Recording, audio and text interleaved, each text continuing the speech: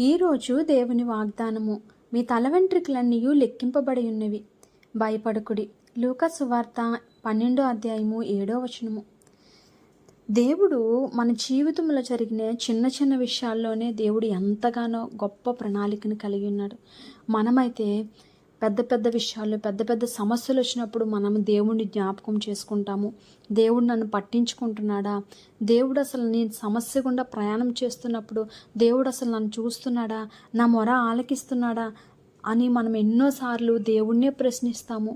కానీ దేవాది దేవుడు నీ యొక్క తల వెంట్రుకల్ని అంతగా లెక్కింపబడి ఉన్నాయంటే నీ పట్ల దేవుడు ఎంత ఇన్వాల్వ్ అయ్యి ఉన్నాడు, నీ జీవితం పట్ల ఆయన ఎంత గొప్ప ప్రణాళికను కలిగి ఉన్నాడు.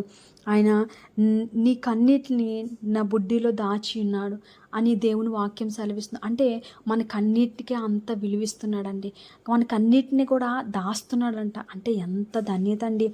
నా సంచారములు నువ్వు లెక్కించి ఉన్నావు. మనము సంచారం చేస్తున్న సంచారాన్ని కూడా ఆయన లెక్కించి ఉన్నాడండి. నిజమే, ఈరోజు మనల్ని ఎవ్వరూ పట్టించుకోకపోవచ్చు, ఎవ్వరూ మన పట్ల ఎటువంటి జాలి దయ కలిగి ఉండకపోవచ్చు.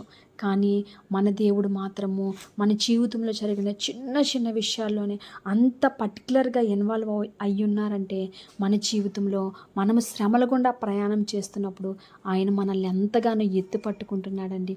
అందుకే దేవుడు మనం ఏ పరిస్థితిలో ఉన్నప్పటికీ లోకమంతా మనల్ని పట్టించుకోకపోవచ్చు, కానీ దేవాతి దేవుడు మనల్ని ఎంతగానో భద్రపరుస్తూ బలపరుస్తూ దేవుడు మన జీవితంలో ముందుకు తీసుకెళ్ళడానికి ఎంతగానో కృప చూపిస్తున్న దేవాతి దేవునికి కృతజ్ఞతాస్తుతులు చెల్లించుకుంటూ దేవుడి కొద్ది మాటలు దీవించి ఆశీర్వదించును గాక.